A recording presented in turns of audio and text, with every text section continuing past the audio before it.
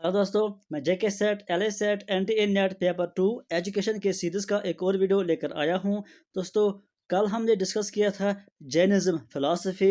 आज हम उसी को आगे बढ़ाते हुए मैं इसके दो सेक्ट्स जो इसके हैं वो डिस्कस करना है। दोस्तों, अगर आप में से किसी ने कल का वीडियो नहीं देखा है जैनिज्म फिलॉसफी का, तो आप प्ले लिस्ट में जाइए। वहाँ आपको एजुकेशन पेपर 2 के नाम का लिस्ट मिलेगा, उसमें आपको अब तक के सारे वीडियोस मिल जाएंगे। इसके अलावा पेपर 1 भी हम डिस्कस कर रहे हैं, वो आपको जेके सेट एल एस सेट के नाम पे जो लिस्ट है उसमें वो वीडियोस आपको मिलेंगे। इसके अलावा हमने यूनिट 1 के इंपॉर्टेंट एमसीक्यूज भी डिस्कस किए हैं, वो भी आपको उसी लिस्ट में मिलेंगे। तो आइए अब हम आज का टॉपिक शुरू करते हैं। दोस्तों, कल भी हमने बात की थी कि जैनिज्म फिलॉसफी भी दो सेक्टर्स में डिवाइड हो गई थी, जिस तरह से बुद्धिज्म फिलॉसफी दो सेक्टर्स में डिवाइड हो गई थी। दोस्तों, इसके जो दो सेक्टर्स हो गए हैं उनका नाम दिगंबराज है एक सेक्टर, और दूसरा है श्वेतंबराज। दोस्तों, हम यहाँ पर देखते हैं कि उनका फिलॉसफी में क्या था, वो क्या कहते थे। ये जो दिगंबराज है ये ओल्डेस्ट सेक्ट है, याद रखिए, इंपॉर्टेंट पॉइंट है। दिगंबराज जैनिज्म फिलॉसफी का ओल्डर सेक्ट है, और इनका कहना था कि न्यूडिटी यानी नेकड ये एक कंडीशन है जो उनके हिसाब से नेसेसरी थी फॉर लिबरेशन। हर एक फिलॉसफी में हमने पहले ही बात की थी कि वो बात कर रहे हैं कि लिबरेशन कैसे एक पर्सन को हासिल होगी, एक निर्वाणा कैसे उनको हासिल होगी, लिबरेशन मुक्ति।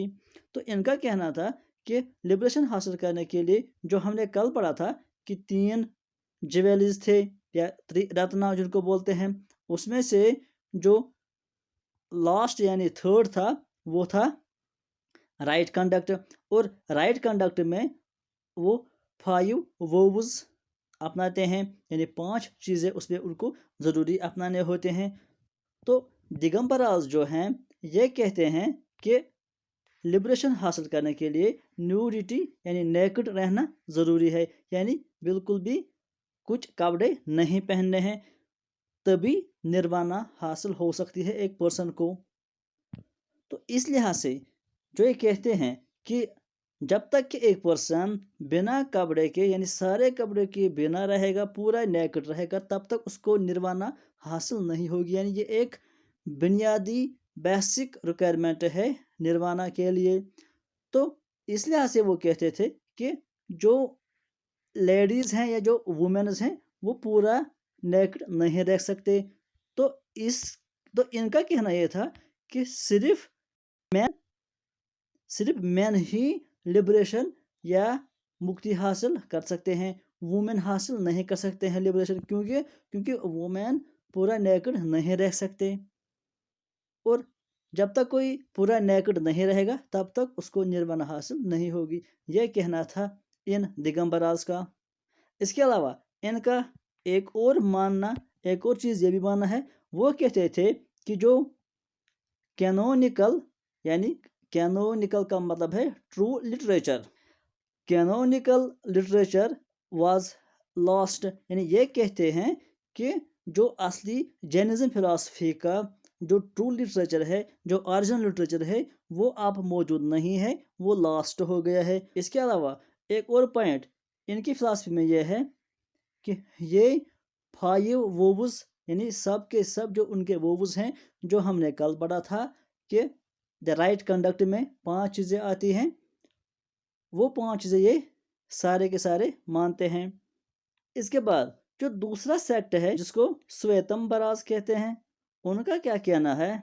उनका ये कहना है कि ये ज़रूरी कंडीशन नहीं है कि न्यूडिटी होनी चाहिए, यानी नेकेड रहना ज़रूरी कंडीशन नहीं है।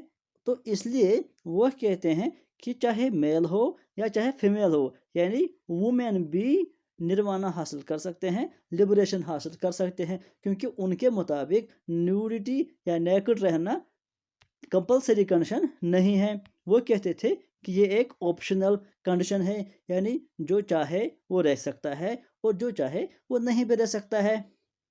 लेकिन एक बात वो कहते थे कि ये जो न्यूडिटी है ये कंपलसरी कंडीशन है उनके लिए जो मोंक्स हैं, यानी एक तरह से हम कहेंगे कि जो जैनिज्म फिलॉसफी में टीचर्स होते हैं, यानी जो बाकी को सिखाते हैं जैनिज्म, उनके लिए न्यूडिटी रहना ज़रूरी है, कंपलसरी कंडीशन है, लेकिन बाकी के लिए ये ऑप्शनल है। तो इस लिहाज से वो कहते थे कि वुमेन भी निर्वाणा हासिल कर सकते हैं बिना नेकड होने के।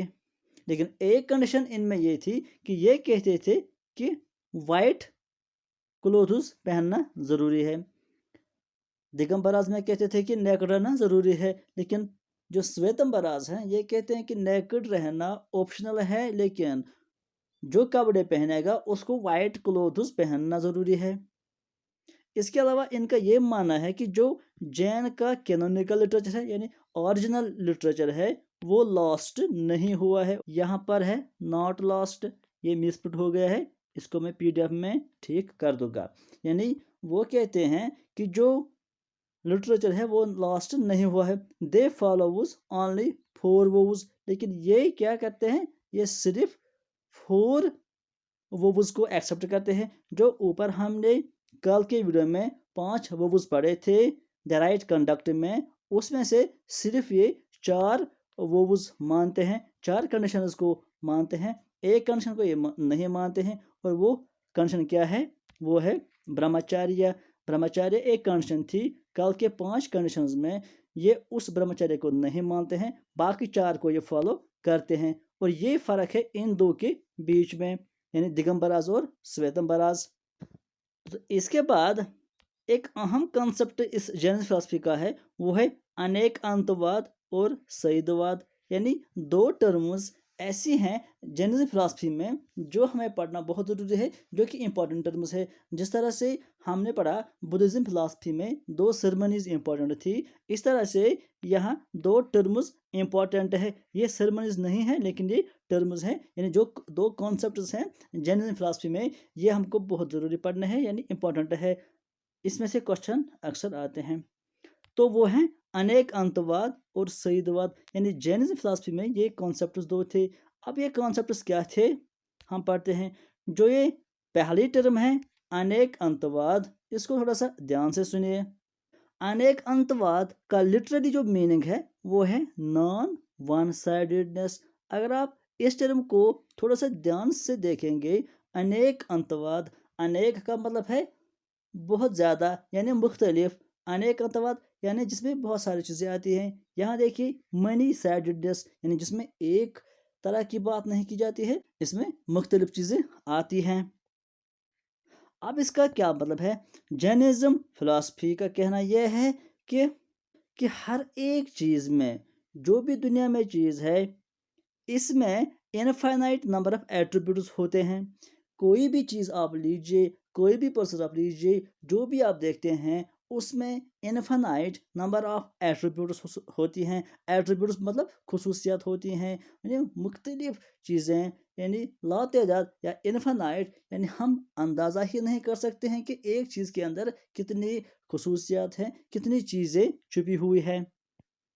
और जब हम किसी चीज़ को देखते हैं, इनका कहना है कि जब हम किसी चीज़ को देखते हैं, हम कुछ ही चीज़ों को देख पाते हैं, हम लिमिटेड चीज़ों को ही देख पाते हैं। हम पूरी उसकी एट्रीब्यूट्स को, उसके पूरी खसूसियात को, उसकी पूरी क्वालिटीज़ को हम नहीं देखते हैं, कि एक चीज़ में अनगिनत क्वालिटीज़ होती हैं। और जब हम देखते हैं, हम कुछ लिमिटेड, कुछ महदूद चीज़ें, महदूद क्वालिटी, उसकी खसूसियात को देखते हैं।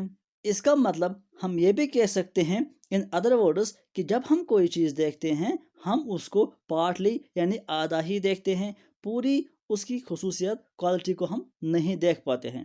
तो इस लिहाज से वो कहते हैं, अगर 2 पर्सन एक चीज़ को डिफाइन करते हैं, एक कॉन्सेप्ट को डिफाइन करते हैं, तो अलग अलग तरीके से वो करेंगे, क्योंकि एक पर्सन ने जो अपने हिसाब से देखा है, उसकी जो लिमिटेशंस थी अपने हिसाब से, उसने उसके हिसाब से उसकी क्वालिटीज़ देखी थी, या उसने उसके अपने हिसाब से उस चीज़ को समझा था। और जो दूसरा पर्सन है, उसने भी उसको समझा, लेकिन उसके अंदर कुछ और क्वालिटीज़ आ गई है, उसने कुछ और क्वालिटीज़ देखी है और वो उनको बयान करता है। लेकिन 2 पर्सन्स अलग अलग क्वालिटीज़ बयान करते हैं, अलग अलग चीज़ें बयान करती हैं, लेकिन चीज़ एक ही है। ये कहता है कि अगर हमको लगता है कि ये डिफरेंट है और हम सोच रहे हैं कि कौन सा सही है, ए सही है या बी सही है, क्योंकि इनका कहना जो है वो सेम नहीं है। लेकिन अनेक अंतवाद कहता है कि दोनों का सही है, क्योंकि दोनों ने अपने अपने नज़रिए से, अपने अपने लिमिटेशन से, अपने अपनी कैपेबिलिटी के हिसाब से,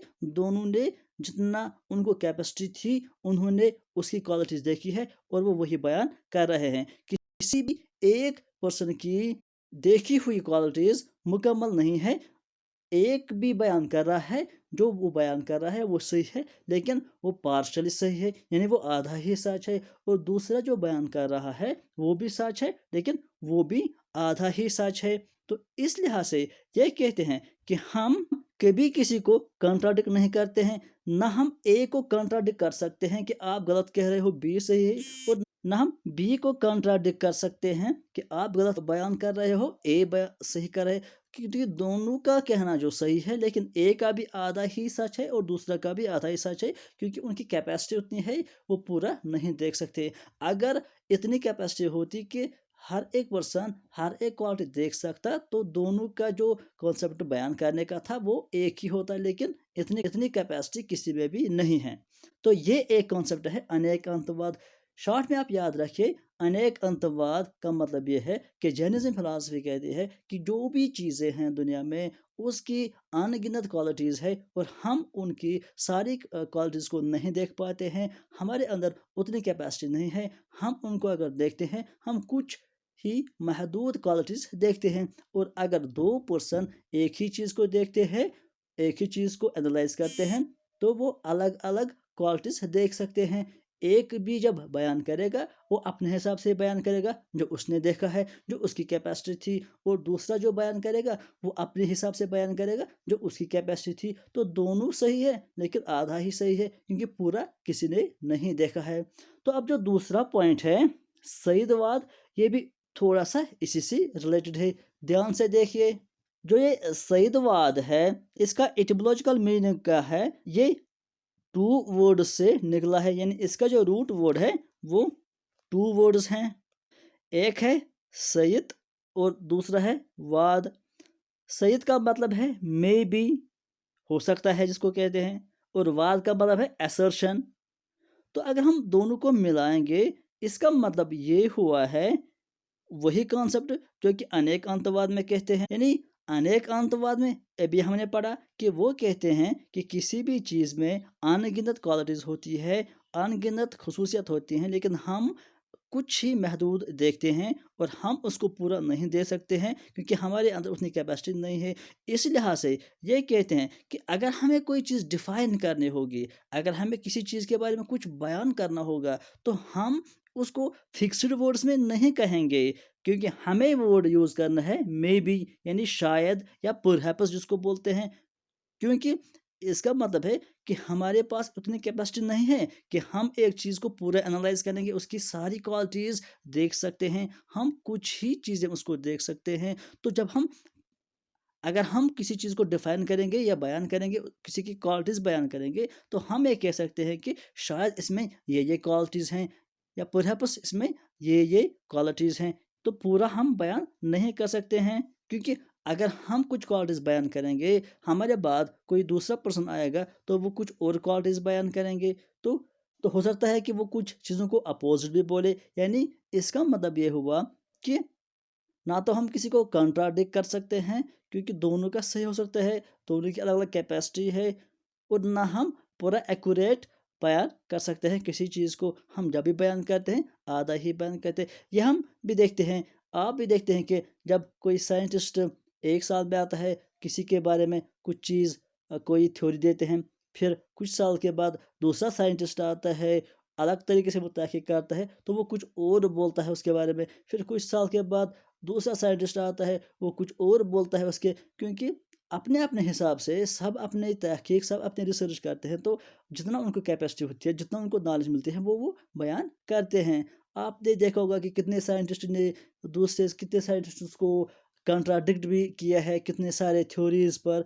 तो ये इसी की वजह से होता है, क्योंकि एक इंसान के अंदर इतनी कैपेसिटी नहीं है कि वो एक चीज़ को, एक कॉन्सेप्ट को एक ही बार सब कुछ देख सकता है, उसके अंदर लिमिटेड कैपेसिटीज़ है, वो कुछ महदूद क्वालिटीज़ ही को देख पाता है। इसलिए ये ध्यान रखना चाहिए कि जब भी कोई चीज़ आप डिफ़ाइन करते हैं तो फिक्स्ड टर्म्स में आप इस्तेमाल नहीं कर सकते हैं, क्योंकि कोई इसका अपोज़िट भी कर सकता है। तो ये जो मेन टर्म्स थी जैनिज़्म फ़िलॉसफ़ी की, ये याद रखना। अब जो दूसरा कॉन्सेप्ट हमें पढ़ना है वो है जैनिज़्म फ़िलॉसफ़ी और एजुकेशन, यानी contribution of Jainism philosophy to education. किस तरह के एम्स ऑफ एजुकेशन थे अकॉर्डिंग टू जैनिज़्म फ़िलॉसफ़ी, किस तरह का करिकुलम था, किस तरह के मेथड्स था, ये हम डिस्कस करेंगे अगले वीडियो में। आज के लिए फ़िलहाल इतना ही। Thank you.